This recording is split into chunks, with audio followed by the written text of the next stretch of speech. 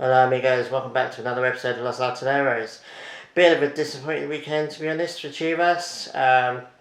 It all began with that horrible, stupid video of Vega and Antuna having a party and drinking.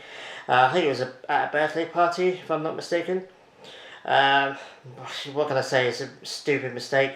You can't really be doing that at a professional level. You're a professional footballer. You get paid a lot of money, and the responsibilities of that is that you have a duty to represent your club and be a good role model for the fans, many of whom are kids.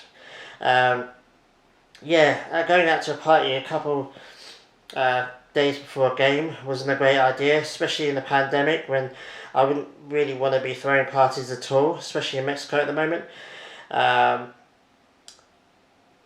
But even without the pandemic, doing it a couple of days before the game is just an idiotic idea.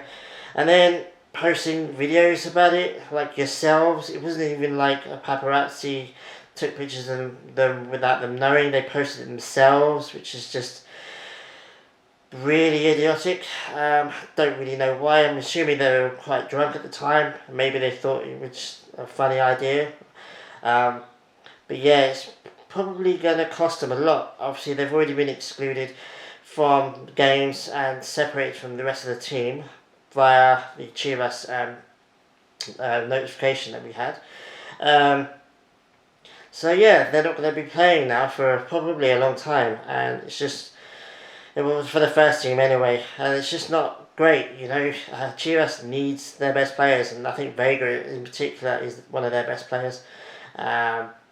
I think we missed him in the Toluca game, which I'll get into in a second. I just want to emphasise that I love Vega. I think he's my favourite player in Chivas at the moment. I think he's going to be a quality player going forward. I think he's going to be an established L3 player as well in the future. But he needs to learn from this, and I hope he does learn from it. I hope he realises what a mistake it was and is embarrassed by it. He embarrassed us, the fans, he embarrassed the club, and it embarrasses the league as well. There's already an idea with fans and things that Mexican players are comfortable in Liga MX. They don't really have to work as hard.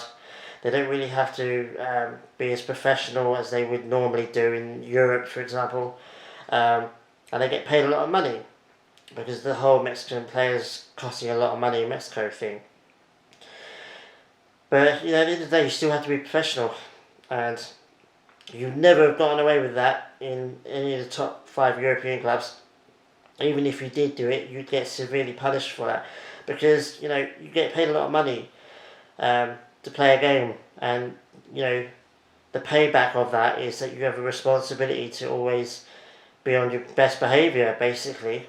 Going to the party is one thing, but going to a party in a pandemic and then videoing yourselves and posting them on social media is just, I don't know, that's the thing that really annoys me.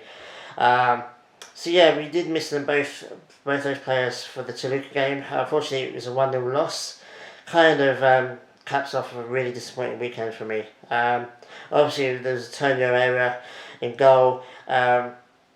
But really, there was some positive signs throughout the game.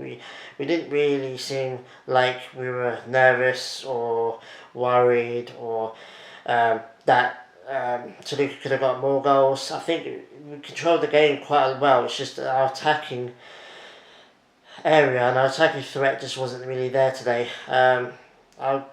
Again, another disappointing no goals for Macias in this game. I want to see him starting scoring. I think for me personally, him going to Europe, his European move is always in the back of my mind now. So I feel like I am studying him in particular every game, and I believe all the European clubs that are rumoured to be interested in him are looking at him as well. And each game that he goes by without him not scoring is really disappointing for me. I want him to start banging the goals. Obviously, I think he would have done if Vega had played. I think him and Vega would start to form a really good partnership. So yeah, it's just a disappointing weekend all round, really. To cap off it as well, it was Vuce's 800th league game, if I'm not mistaken. Um, that's crazy for me. I mean, that also highlights the bubble that Liga MX is in, where the same small group of guys seem to always find managerial jobs in Liga MX quite easily. I think when Tenure left, you just know that he's on the radar for several other clubs in the league, and that it won't be too long before he gets another job. Um, Again, I think Vuce is a much better player, a much better coach than we've had since Almeida. But it just highlights just the fact that 800 games in the same league is just crazy. It doesn't really seem to happen to this extent as anywhere else in the world, especially in Europe. You'll find a few a few managers in the Premier League will get other jobs in the Premier League, but it's not a given. In Mexico, it just seems to be a given that, oh, don't worry, I've been sacked. There was a reason why I've been sacked, but I'm going to get a job quite easily at another club. It's almost as if the buying club doesn't seem to realise or care why that guy got sacked in the first place at his other previous club. But that's a whole other debate, which I'll go into in another video. So yeah, really disappointing weekend for Chivas, really. But there are positive signs, as I said. Hopefully our attacking game can be a little bit more improved, and we can start scoring goals and obviously winning games, which we definitely need to.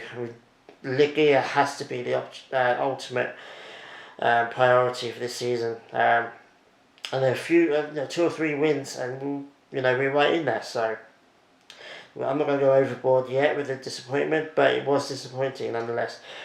Hopefully it improves next week. Again, I'll be back next week for another video, summing up the weekend, summing up the next game.